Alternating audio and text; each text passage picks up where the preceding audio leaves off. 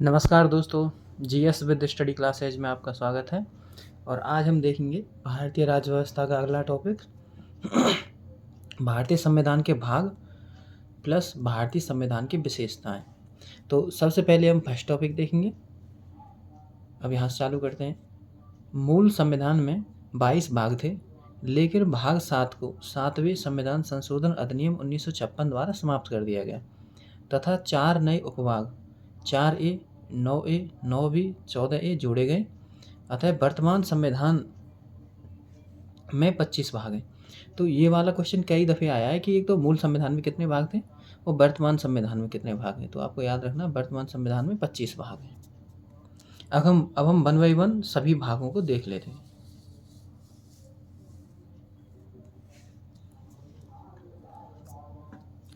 भाग नंबर 1, इसका विषय है संघ और उसका राज्य क्षेत्र और इसमें अनुच्छेद है 1 से लेकर 4 तक।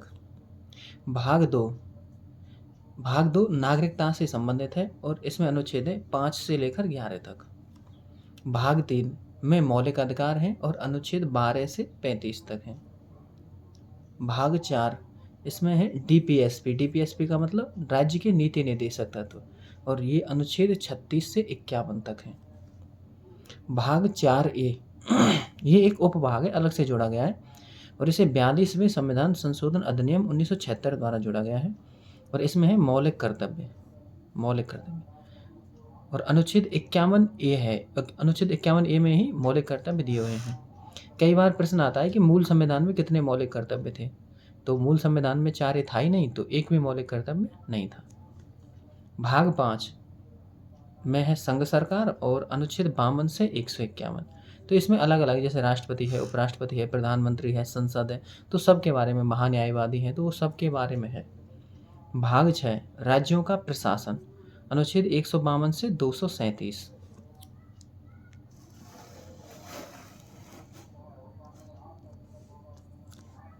भाग 7 वर्तमान में नहीं है और ये वाला भाग 7 है, इसे 7वें संविधान संशोधन अधिनियम 1956 द्वारा हटा दिया गया है और इसमें अनुच्छेद 238 है और 20 श्रेणी के राज्यों के प्रशासन का प्रावधान था। अभी 20 श्रेणी के राज्य क्या हैं, तो जब हम भाग 1 पढ़ेंगे संघ और उसका राज्य क्षेत्र, तो वहाँ पर हम 4 कैटेगरी के स्टेट पढ़ेंगे, A, B, C और D। बाद में फिर इन चारों को समाप्त कर दिया जाता है और वर्तमान में राज्य और केंद्र शासित प्रदेश बनते हैं। तो ये 20 श्रेणी के राज्यों का प्रशासन था भाग नंबर 7 में। तो हम इसे तभी देखेंगे जब हम भाग 1 पढ़ेंगे, तब हम 20 श्रेणी के राज्यों में देखेंगे क्या क्या था। अब हम देखते हैं भाग 8 संघ शासित प्रदेशों का प्रशासन, मतलब यूनियन टेरिटरीज का, अनुच्छेद 239 से 242। भाग 9 पंचायती राज है और अनुच्छेद 243 से 243 ओ तक इसमें अनुच्छेद है। भाग 9A नगरीय प्रशासन का प्रावधान है भाग 9A में, और इनमें अनुच्छेद 243 ओ से 243 ZG तक हैं। भाग 9B इसमें सहकारी संस्थाएं हैं और इसमें अनुच्छेद 243 ZH से 243 ZT तक अनुच्छेदों का प्रावधान है। भाग 10 में अनुसूचित क्षेत्रों का प्रशासन, अनुसूचित क्षेत्रों के प्रशासन से संबंधित है भाग 10, और इसमें अनुच्छेद 244 में ये प्रावधान किया हुआ है। भाग 11 में है केंद्र और राज्यों के मध्य विधायी एवं प्रशासनिक संबंध। विधायी संबंधों से संबंधित अनुच्छेद हैं 245 से 255 और प्रशासनिक संबंधों से संबंधित अनुच्छेद है 256 से 263।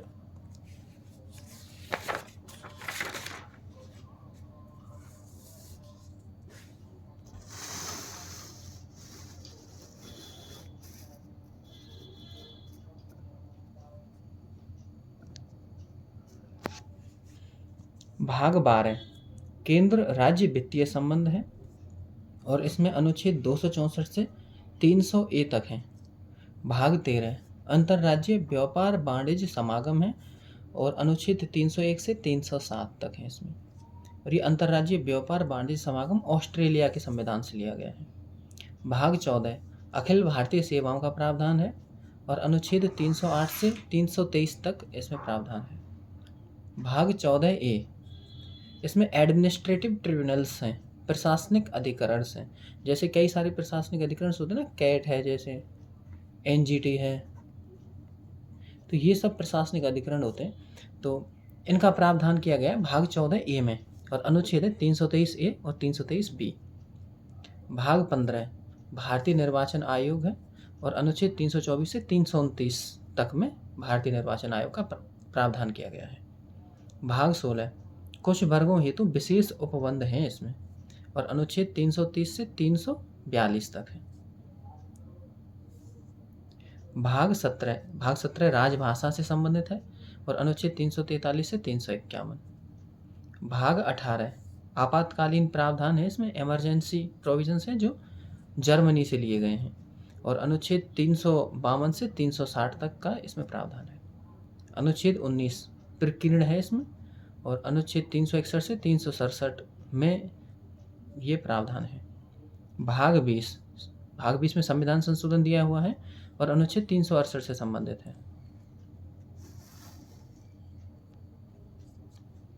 भाग 21 में अस्थायी प्रावधान करे गए हैं, और जो अनुच्छेद 369 से 391 तक हैं। भाग 22 संक्षिप्त नाम एवं हिंदी में प्राधिकृत पाठ और निरसन, और इसमें बचे कुछ अनुच्छेद सभी आ जाते हैं 392 से लेकर के 395 तक। तो ये हमने देखे सभी भाग। तो ये थे भारतीय संविधान के अलग अलग भाग। अब हम देखते हैं भारतीय संविधान की विशेषताएं।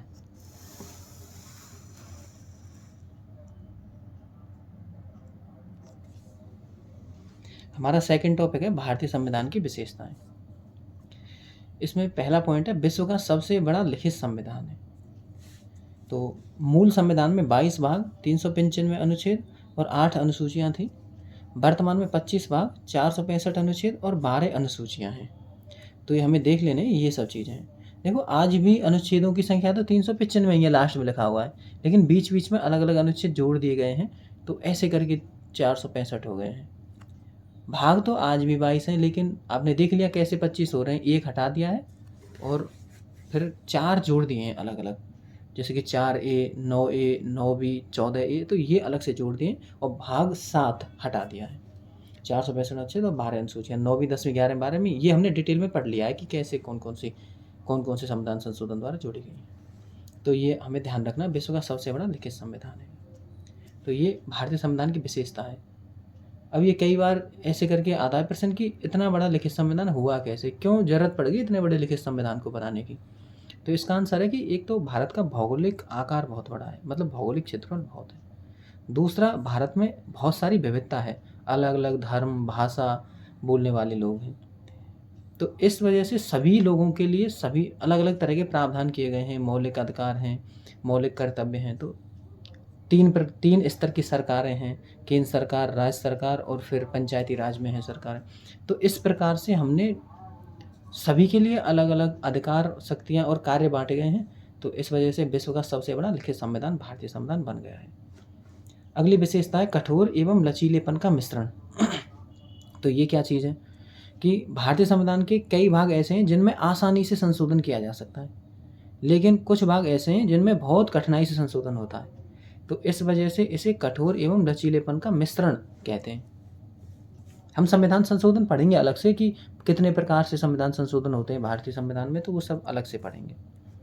अगली विशेषता है पंथ निरपेक्षता, समाजवाद और संपूर्ण प्रभुत्व संपन्नता। अभी देख लेते हैं पंथ निरपेक्षता क्या है। इसे हम सेक्युलरिज्म भी कहते हैं कई बार, और हिंदी में इसे अलग से, मतलब जैसे पंथ निरपेक्षता भी हिंदी है तो धर्मनिरपेक्षता भी कहते हैं। अर्थात राज्य का कोई धर्म नहीं होगा, लेकिन राज्य सभी धर्मों को समान समझेगा। ऐसा नहीं है कि राज्य धर्मों से दूर रहेगा, दूर नहीं रहेगा, सबको समान समझेगा, सबका समान रूप से पोषण करेगा। तो ये धर्मनिरपेक्षता, और ये कहीं ना कहीं महात्मा गांधी जी के मॉडल से भी प्रेरित है। अगला है समाजवाद। समाजवाद का मतलब है कि सार्वजनिक संपत्तियों पर सरकार का नियंत्रण होगा, और सरकार उन्हें समाज के हित में खर्च करेगी। तो यह है समाजवाद। एक है संपूर्ण प्रभुत्व संपन्नता। इसका मतलब है कि भारत सरकार से ऊपर कोई भी सरकार नहीं होगी, और अपने आंतरिक और बाहरी निर्णय स्वयं भारत ही करेगा, भारत की जनता करेगी या भारत सरकार करेगी। तो यह संपूर्ण प्रभुत्व संपन्नता। इसे हम अलग से जब भारत की प्रस्तावना पढ़ेंगे भारतीय संविधान की, तब हम इसे अलग से पढ़ेंगे। अगली विशेषता है विदेशी स्रोतों से ग्रहित भारतीय संविधान। तो हमने अलग अलग बहुत सारे विदेशी सोर्स हम भी पढ़ ही चुके हैं वैसे भी, कि हमने अमेरिका से कौन कौन से प्रावधान लिए हैं, तो ये सब चीज़ें। तो इस पर डॉक्टर बी आर अम्बेडकर की एक टिप्पणी है, उसे हम देख लेते हैं क्या है। इस पर doctor B are Ambedkar ji ने कहा था कि भारत के संविधान का निर्माण विश्व के विभिन्न संविधानों को छानने के बाद किया गया है।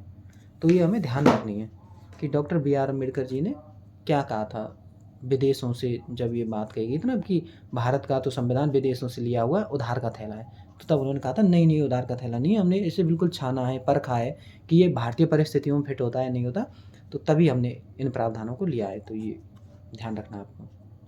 अगला है वयस्क मताधिकार। तो ये विशेषता है, प्रारंभ में तो मताधिकार 21 वर्ष की आयु पर मिलता था, लेकिन 61वें संविधान संशोधन अधिनियम 1989 द्वारा इसे 18 वर्ष कर दिया गया। तो ये एक याद रखना। एकल नागरिकता का प्रावधान, ये करंट में भी चर्चा में थी अभी, तो इसे हम अलग से ही जब भाग 2 पढ़ेंगे तब हम देखेंगे। एकात्मकता की ओर झुकाव के साथ संघीय व्यवस्था। तो ये फेडरल स्ट्रक्चर वैसे अलग से ही पढ़नी है, पर संघीय व्यवस्था का मतलब ये है कि केंद्र और राज्य सरकार दोनों अस्तित्व में हैं और दोनों की अपनी अपनी शक्तियां हैं, अपने अपने कार्य हैं, अपने अपना अधिकार क्षेत्र है।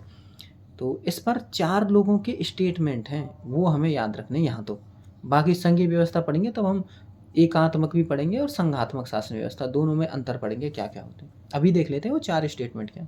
एक है कैसीबियर का। कैसीबियर ने कहा है कि भारत एक अर्धसंघ है, अर्धसंघ, क्वासी फेडरेशन है, ये ध्यान रखना।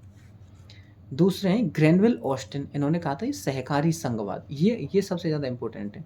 ये दोनों, इनसे क्वेश्चन बहुत बार आया है कि कैसीबियर ने भारतीय संघीय व्यवस्था के बारे में क्या कहा है, तो उन्हें अर्धसंघ कहा है।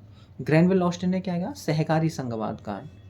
इसके बाद एक है आइवर जेनिंग्स ने कहा है कि federation with a centralised tendency, ये भारतीय संघीय व्यवस्था के बारे में कहा है कि अत्यधिक केंद्रीकरण है भारत में, तो ऐसा उन्होंने कहा है। एक है मॉरिस जोन्स, इन्होंने कहा था बार्गेनिंग फेडरलिज्म, मतलब सौदेबाजी का संघवाद है, ये केंद्र और राज्य एक दूसरे से सौदा करते रहते हैं, तो ऐसा उन्होंने कहा था। तो ये चारों के स्टेटमेंट याद रखने। केसीबियर ने क्या कहा है, अर्धसंघ, ग्रेनवेल ऑस्टिन ने सहकारी संघवाद, आइवर जेनिंग्स ने federation with a centralised tendency और मॉरिस जोन्स ने बार्गेनिंग फेडरलिज्म। अब हम देखते हैं अगली विशेषताएं। अगली विशेषताओं में है एकीकृत एवं स्वतंत्र न्यायपालिका। तो ये ठीक ही है कि नीचे लोअर कोर्ट्स हैं, फिर हाई कोर्ट हैं, फिर सुप्रीम कोर्ट है, तो एक पिरामिडनुमा संरचना बन जाती है। तो ये ऐसे हैं। संविधान की सर्वोच्चता, हाँ, भारत में संविधान सर्वोच्च है, ये ध्यान रखना। संविधान की सर्वोच्चता का मतलब भारत में संविधान सर्वोच्च है। अगला है कार्यपालिका, विधायिका व न्यायपालिका के मध्य समन्वय। कार्यपालिका, विधायिका व न्यायपालिका के मध्य समन्वय स्थापित है। और अगला है मौलिक अधिकार, डीपीएसपी और मौलिक कर्तव्य, ये सब भारतीय संविधान की विशेषताएं हैं, लेकिन इसके साथ में कुछ आलोचनाएं भी भारतीय संविधान की करी जाती हैं। ये आलोचकों के द्वारा करी जाती हैं, इन्हें हम देख लेते हैं क्या क्या आलोचनाएं करी जाती हैं। कुछ लोग कहते हैं कि उधार का लिया हुआ थैला है, तो इस पर हमने डॉक्टर बी आर अम्बेडकर का स्टेटमेंट पढ़ लिया कि उधार हमने नहीं लिया है, कि हमने अपनी परिस्थितियों के अनुसार उन्हें समायोजित किया है। तो ये एक आलोचना है। बाकी आप देख लीजिए आलोचना है या नहीं है, हो सकता है आलोचना के लिए आलोचना हो। सेकंड आलोचना है 1935 के अधिनियम की कार्बन कॉपी है, तो ऐसा आलोचक कहते हैं। अब आप अपना दिमाग लगाइए, क्या 1935 के अधिनियम की कार्बन कॉपी है या फिर हमने जो सही प्रावधान थे वही लिए हैं। अगला गांधीवाद से दूर है। अगर गांधीवाद से दूर है तो फिर पंचायती राज कहाँ से आ गया, और फिर डीपीएसपी में भी कई सारे प्रोविजंस हैं जो गांधीवादी विचारधारा से प्रेरित हैं। तो ये भी एक मतलब आलोचना करी जाती है। एक है महाकाय आकार, तो ये कोई आलोचना तो ना हुई, लेकिन फिर भी कर देते हैं कि यार इतना बड़ा आकार है तो ऐसा, तो मतलब ये भी एक आलोचना होती है। और अगला वकीलों का स्वर्ग, ये थोड़ा ठीक लगता है कि हाँ ये थोड़ी होगी, क्योंकि भाषा बहुत कठिन है और उसे समझने के लिए वकीलों की ज़रूरत पड़ती है, तो ये थोड़ी ठीक लगती है, वकीलों का स्वर्ग। बाकी तो सब आलोचना के लिए आलोचनाएं हैं, खास कुछ आलोचना है नहीं। तो ये था आज का पॉलिटी का टॉपिक, भारतीय संविधान के भाग प्लस भारतीय संविधान की विशेषताएं। तो इससे अलग कोई क्वेश्चन नहीं बनता इस पर। बाकी आपको पढ़ना है तो 2-2 घंटे की वीडियो यूट्यूब पर पड़ी हुई हैं, आप उन्हें पढ़ लो, मिलेगा यही, इससे अलग तो कुछ मिलना नहीं है, इससे कम ही मिल सकता है। ठीक है, तो आज की क्लास हम यही समाप्त करते हैं। Thank you.